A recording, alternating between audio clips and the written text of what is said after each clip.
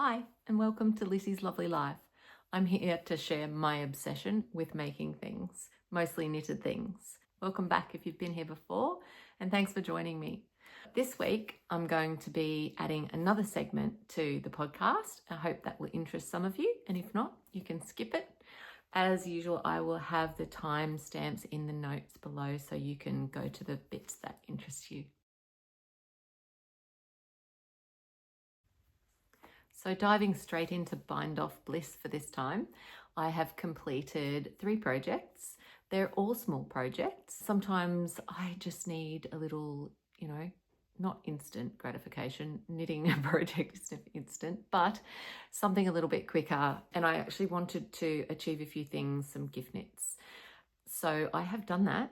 You've seen the first item before, the Hungry Caterpillar socks. I have finished them, and I am going to insert a video here that I filmed in the past to show you, and the other item that I have, because I have already posted one of them. Cut to that now. Hi everyone, I'm just in the car, just dropped my puppy off at the groomer, and I'm about to post my mum's socks to her, and I really wanted to show them to you. I've mixed some yarn from a Queensland yarn dyer called VK Yarns, Michaela, and I've had that for a little while. It's a rainbow colorway, and I've mixed it with some undyed alpaca from Nundle Woolen Mills in New South Wales, which I went to a while ago.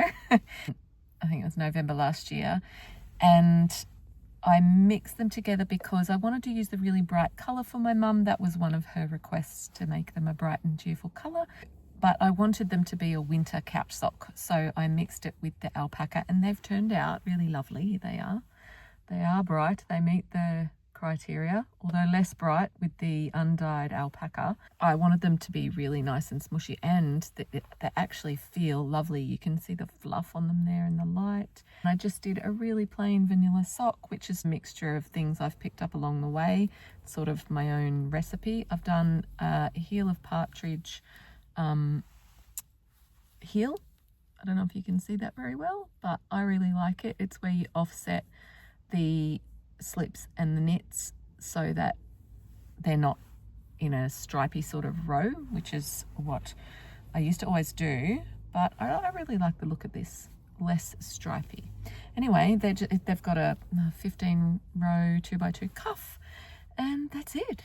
I think they're really lovely. They feel like they're going to be nice. I hope they fit her well. And while I'm at it, because I'm not sure when I'm going to be gifting this next item, so I just wanted to show it to you just in case by the time I film my next podcast, I may or may not have them with me. They've turned out so cute. I did talk to you about this last time, I think, but these are my Hungry Caterpillar socks. They're cute. I've never done, I'm not going to be able to remember it now. Duplicate stitch. I have never done duplicate stitch before, but that's how the eyes are done afterwards. And this yarn by Shan's Yarns is just so gorgeous. Look at all the colors in it. It's so cool.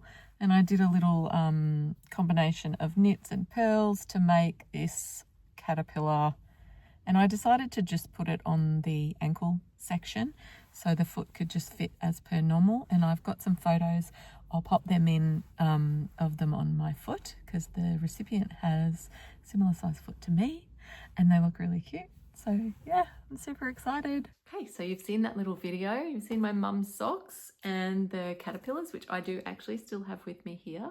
I'm so happy with these. And the third thing that I have is another gift from my mum, which she doesn't know about yet. And by the time this goes live, I should be seeing her in Melbourne this weekend. It is just a little scarf. I've knitted her a very warm scarf and beanie since she moved to Victoria, and she's been wearing that a lot, but she likes to go out walking, and I thought in the when it's not cold enough for that really warm scarf, she might like to tie something just around her neck to keep the wind off. She did tell me the brief for her was bright colours and navy, so she likes navy. She didn't get the navy in the socks, but I have made this for her, so by the time she watches this podcast, she will have received this little scarf. It's is just a simple triangular scarf. The link's below in my Ravelry, so the details are in the project page for that. But basically it increased half as much up the center as it does twice as much up the outside. Oh goodness, I hope that makes sense. Anyway, it is, I'm not sure if the yarn was actually designed to have this done with it, but I've used it like an assigned pooling yarn. You can see this little, I think they're called a sprout stitch, but I was kind of going for a star. It was the closest thing I could find because the yarn from Shan's Yarns is called Aurora Australis. So I have called this scarf Night Bloom. So the night sky with the little twinkling colors of the Aurora Australis, but I just imagined them as being little twinkly stars. So anyway, it's cute, and it will just, you know, wrap around and keep her neck warm. So that should be cute. I'm pretty sure she'll like it. I like it. I've actually got quite a bit of the yarn left. I haven't decided whether I might make a pair of shorty socks with it, or perhaps put it into my jelly roll blanket, which is the long-term whip, to use up leftovers. We'll see. I also just wanted to mention, I've done some reading when I was looking for what stitches to use in that assigned pooling scarf and how to achieve them. I discovered a lady called Dawn Barker designed that idea. So she has lots of patterns for assigned pooling items, and they're really great. I just wanted to do something very simple, and I had something in my mind. So I did use one of her tutorials on how to do that stitch. The yarn that I used, I'm not even sure if it's actually designed for assigned pooling, but nevertheless, I used it that way, and I think it's turned out the way that I hoped. But yes, Dawn Barker, I will put a link to her website down below, and she has some really great tutorials, and it was originally her idea to use the yarn that way. So that's interesting. For in the making this time, I have got two things that I'm working on right now. One of them I have mentioned before, and it is here beside me in one of my most favorite bags, as you know. It is sweater number 33 by My Favorite Things Knitwear. I haven't gotten a huge way since last time. I intended to, but I hit a little roadblock when I finished doing the increases for the raglan, which creates most of the pattern for this, as you can see here. These are the raglan increases, but also really the major design element for this jumper. It's a mock neck, so it's not designed for rolling over. When I got to the end of the increases, I did my stitch counts before going on to the next instructions in the pattern, and discovered that I had in a very uneven way the wrong number of stitches, like all different in different places, not the way they're meant to be. Anyway, I would have probably just fudged it and kept going, but my good friend Terry came to the rescue, and she fixed it in a much more appropriate way.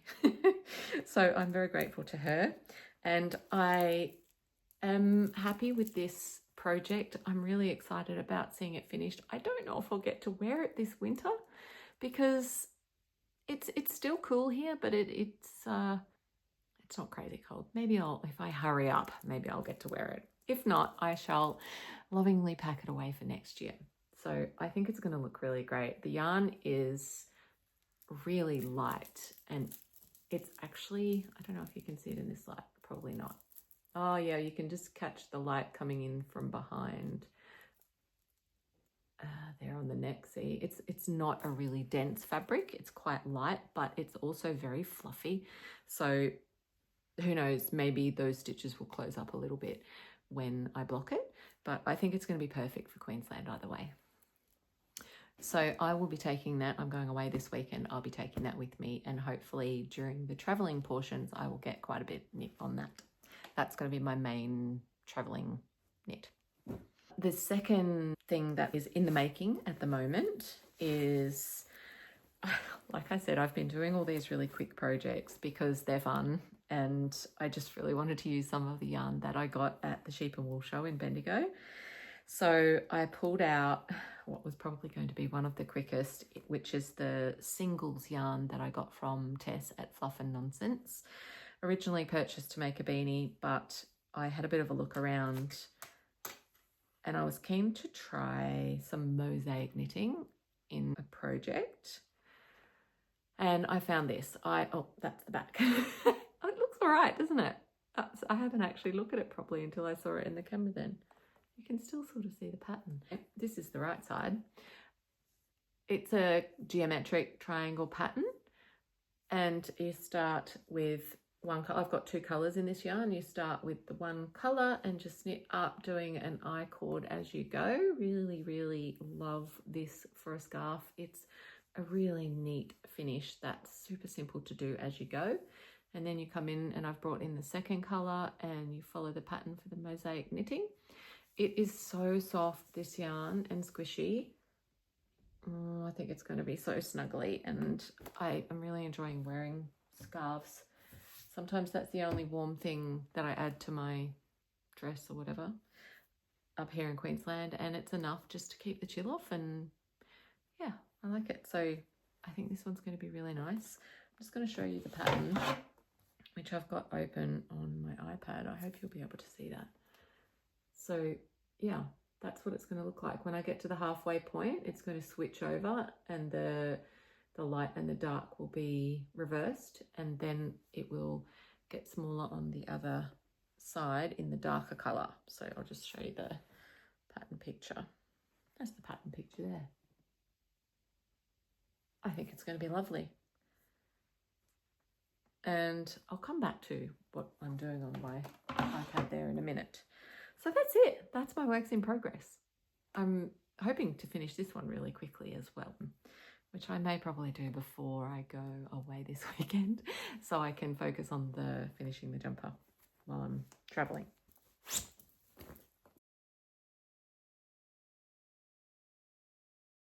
Okay, so for Treasures and Temptations, as I mentioned in my last episode, I probably won't be having anything major for quite some time after going to the Sheep and Wool Show. But I was going to be going to the Queensland Yarn Show, which I also talked about last time, and I didn't realise, but I double booked. I knew they were both these things were happening, but I just hadn't realised yet that they were on the same weekend. So I'm not going to be going to the Queensland Yarn Show. I'm going to Melbourne for the weekend. My mum has generously shouted a trip to Melbourne for me and my sister and my daughter, and we're going to see a show. So that'll be really lovely. Since my mum moved away, we don't get to see her very much. So yeah, we're all getting together and going to do something fun. So I thought, because I'm not going to the Queensland Yarn Show, I will make a point of going and looking at a yarn store that I've never seen before in Melbourne. So that is my plan, and I will tell you more about that when I get back, so next time. I'm not sure if anybody is interested or not, but I've recently started using an app called Knit Companion. I'm finding it really great. It takes a little moment to get used to how to set things up on there for each pattern, but once you've got it set up, oh my goodness, it makes it so much easier. And I've been a die-hard paper pattern person, but I think I'm getting away from that. I was getting a little frustrated with having to keep the ruler in place. I use a magnetic board, and it has a ruler to keep track of what row I'm up to and things like that. And I was getting a bit frustrated with that, with the cat knocking it down, with having to take it to my knitting group. And I thought I would have a go at the app. I tried the free version. I ended up paying for the paid version, which then I hit some frustration trying to learn how to set things up. But I've now watched some tutorials, and I've done it for a couple of different patterns, and it makes things really easy to keep track of where you're up to. I've got it syncing across my Apple devices, which makes it really easy. And I've learned a lot of things along the way. I just want to say that the company who made this app have a lot of video tutorials and things. It took me a while to find them. I started out watching Very Pink Knits, who has a playlist on how to set things up, but I was having trouble finding which video and where to do things. Anyway, I just thought I'd mention it. And If anyone needs a hand, let me know, because I'm starting to get the hang of it now and I don't want people to go through the frustration that I did. But this is the app. I just wanted to point out a couple of things. This yellow highlighter bar moves up and down. Obviously, I don't have it on a section of pattern. I've just got it on the front page, but you can move it up and down to keep track of where you're up to. There's also a vertical one. So if you've got a complex sort of stitch pattern, you can keep track of where in that line you're up to, or you can use it however you like. But that is the absolute basics, and everyone can get that for free. But now, because I got the paid version, I'll just go to the page. So here I've set it up for this chart where, and you can see I can write on there.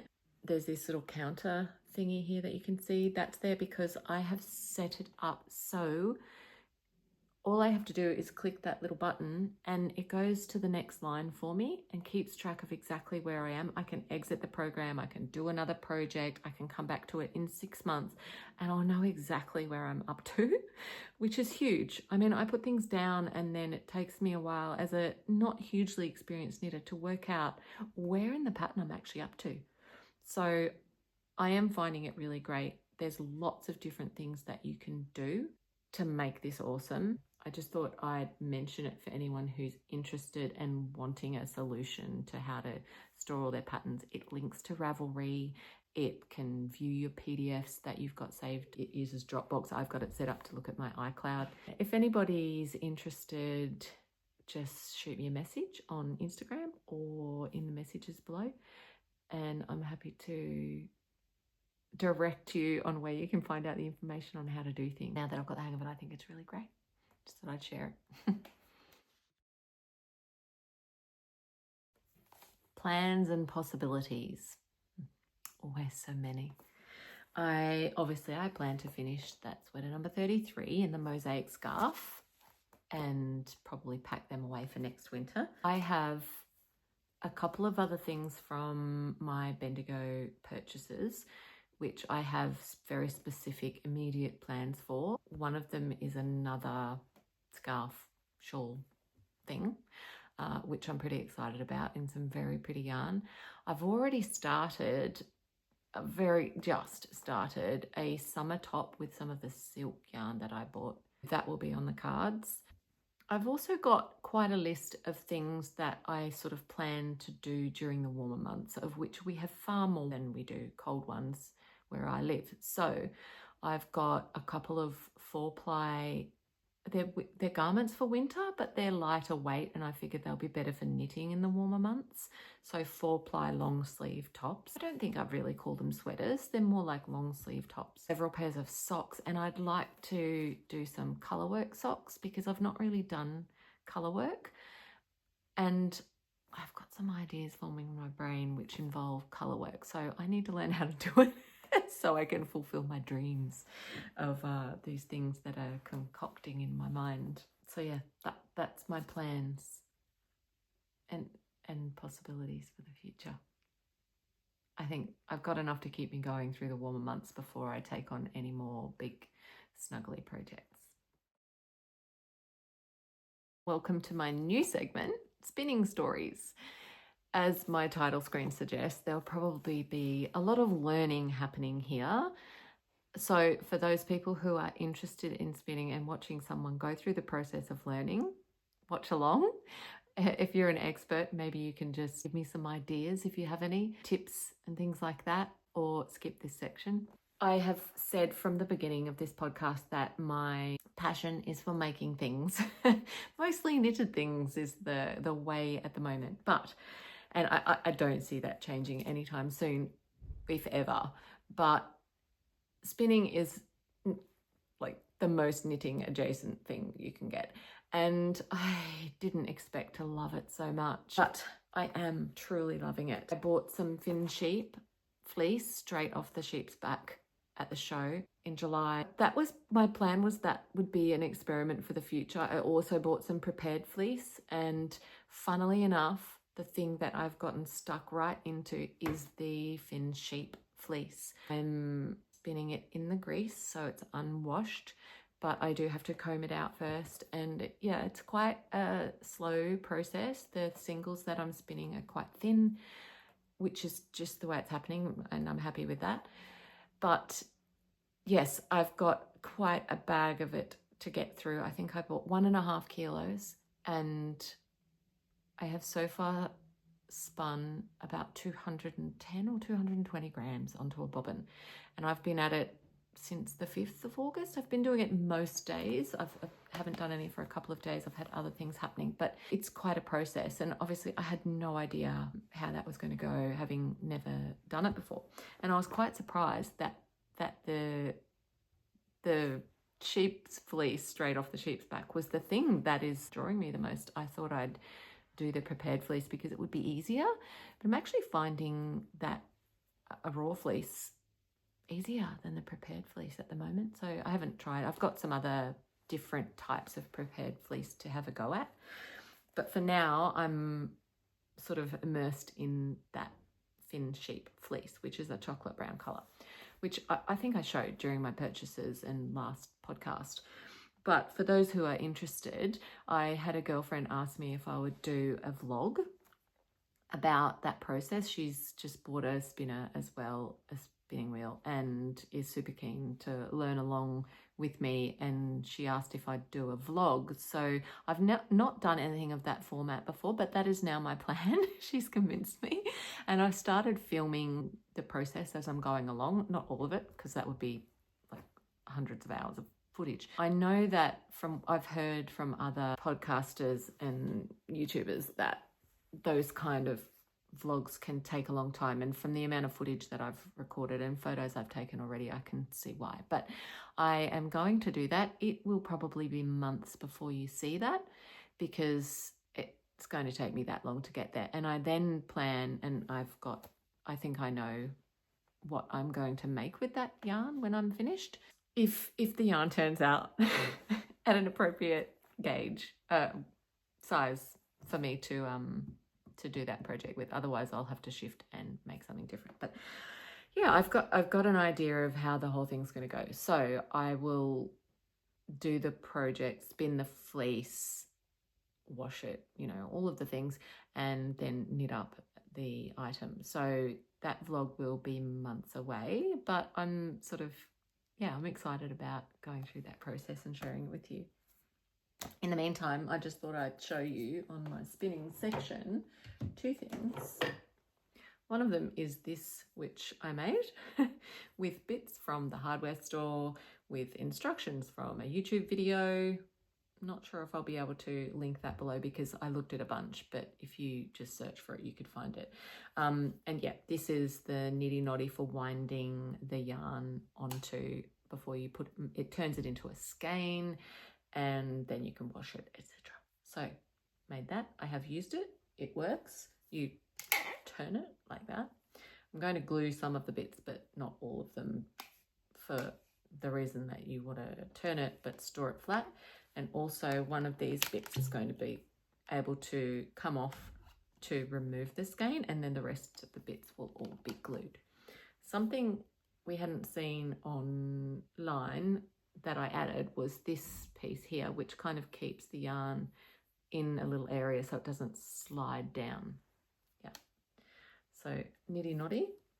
Plastic, I'd much rather a lovely timber one, but for now that was easy to make, inexpensive. And when we get to the vlog, you will see this in great detail, but this is the first bobbin that I have spun with that beautiful thin sheep fleece.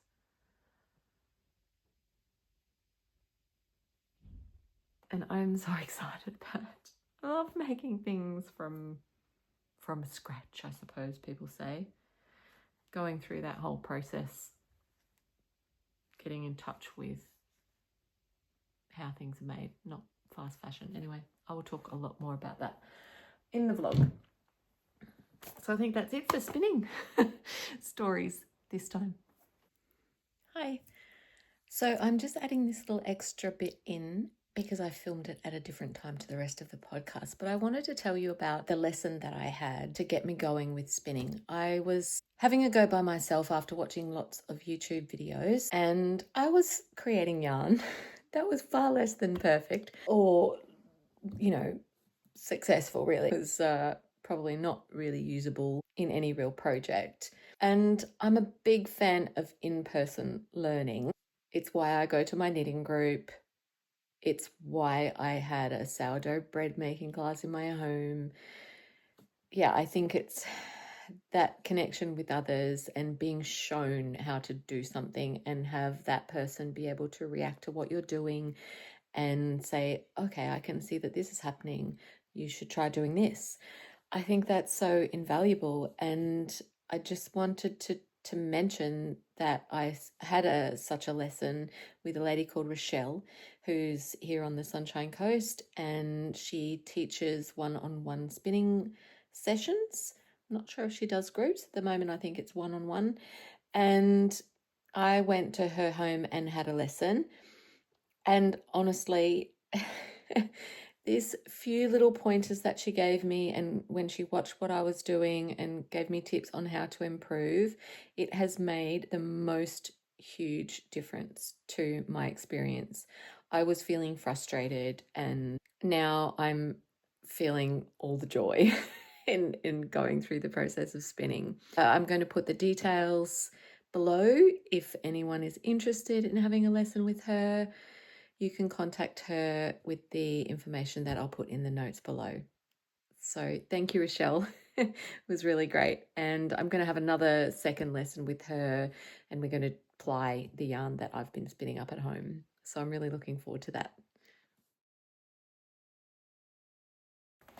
Welcome to This and That, where I talk about this and that, obviously, things that are a little bit random and don't fit into the other categories.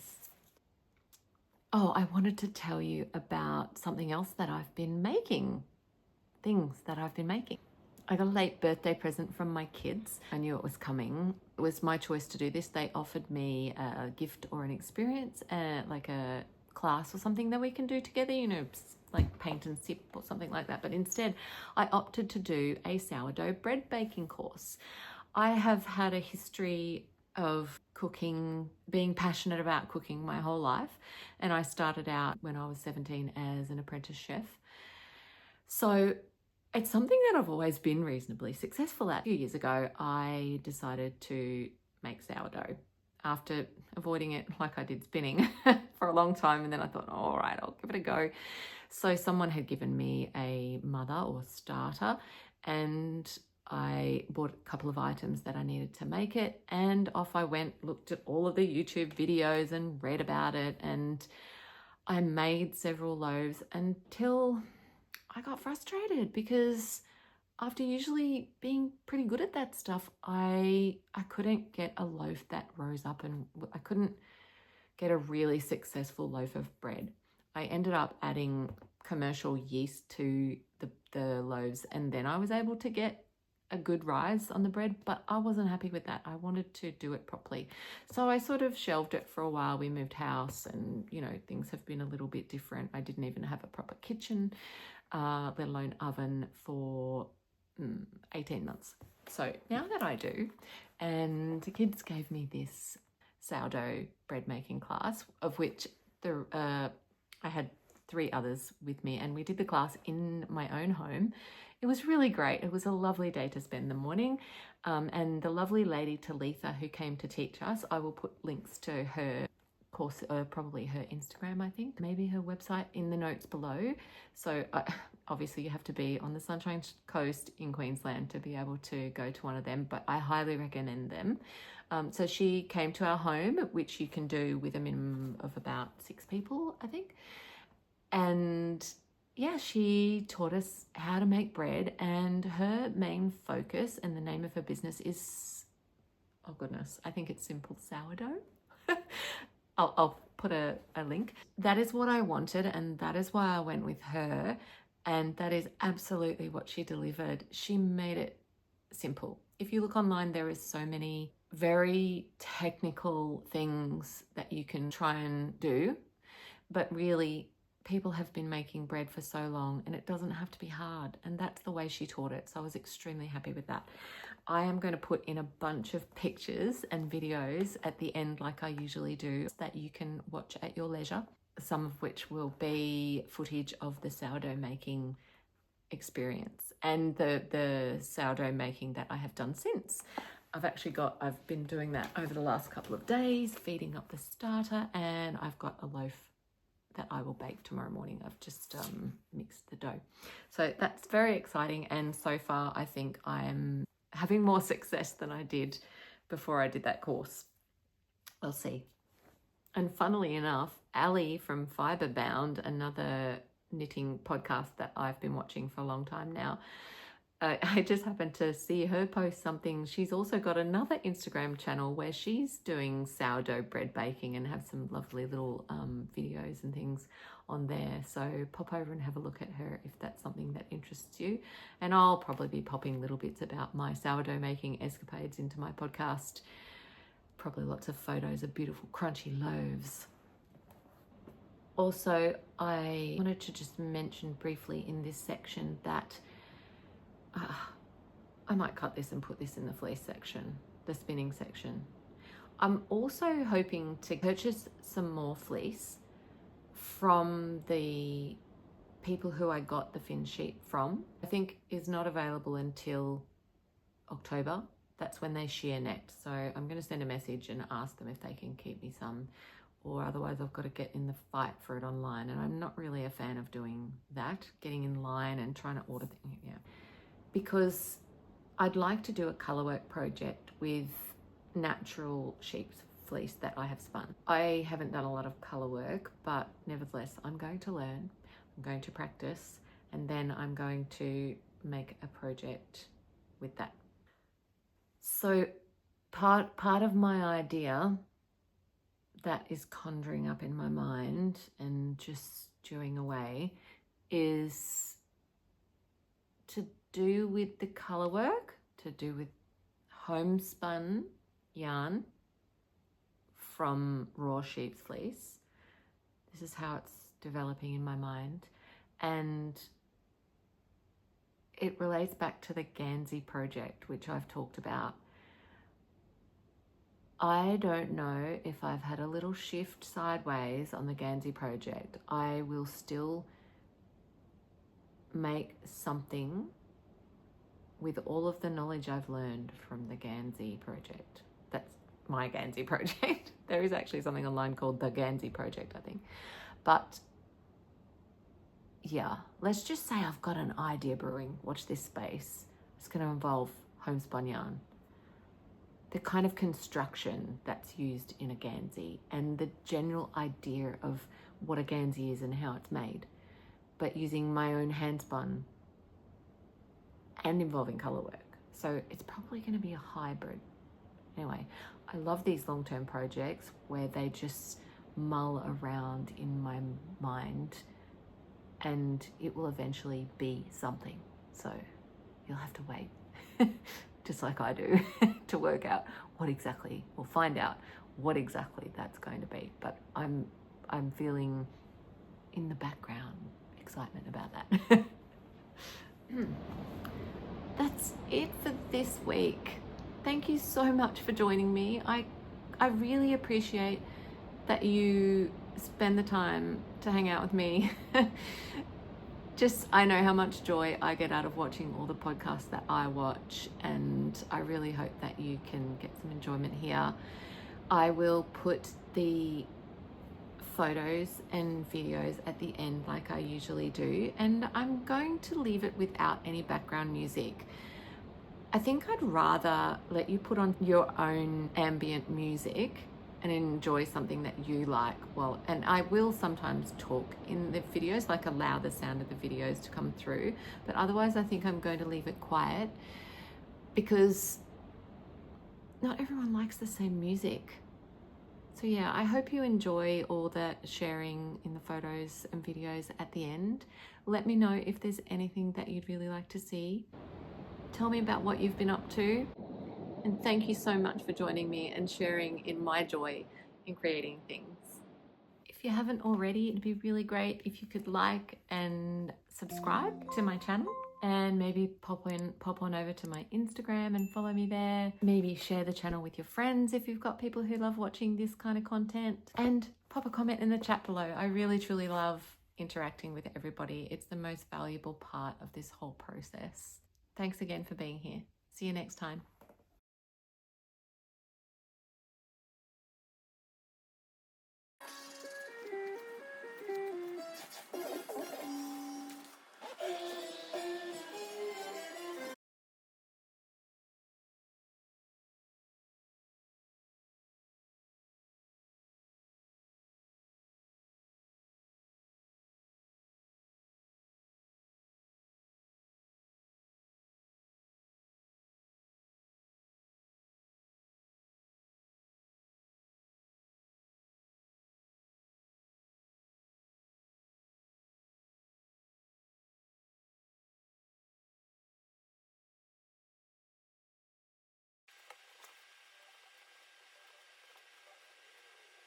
Still a little bit left. I think I can get a stitch. Okay, now I'll do one more, and then I'm going to pick up 3. We'll go into 3, yarn over, and back in.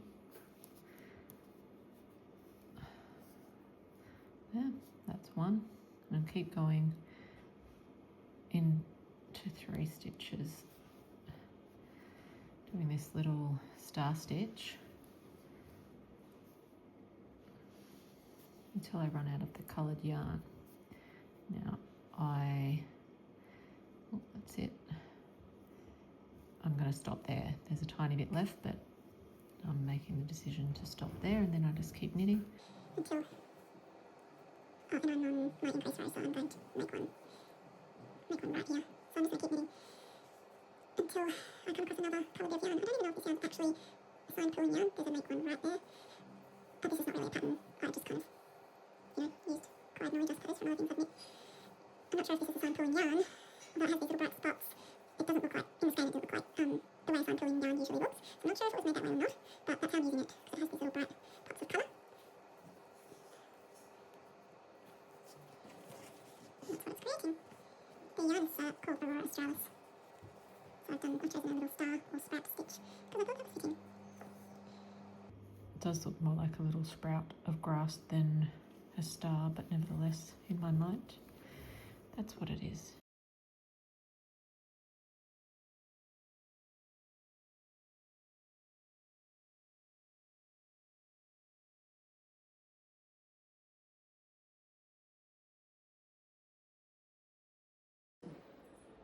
Okay, I'm ready. It suits you, matches your hair tone perfectly. Now smile. Is it a good smile? No, not you gotta do. You got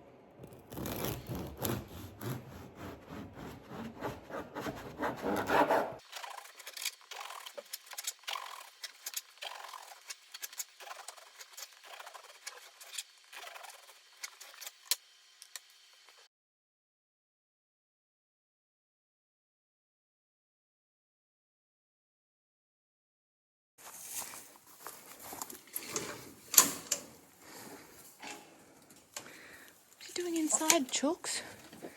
Hey? Why don't you go outside?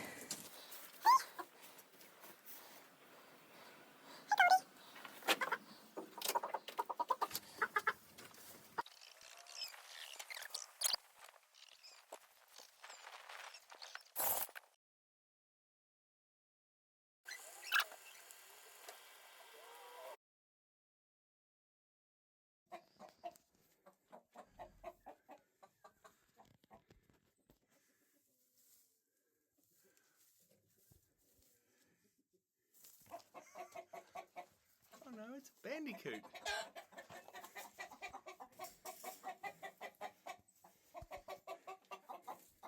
How'd you get, buddy?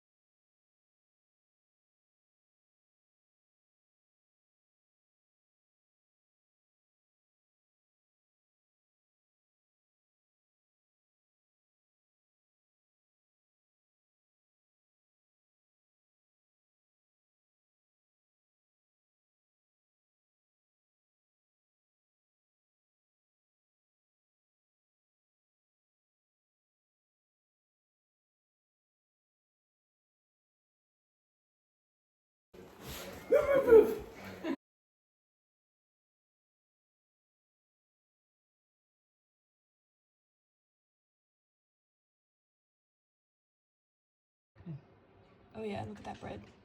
Look at that dough. Very nice.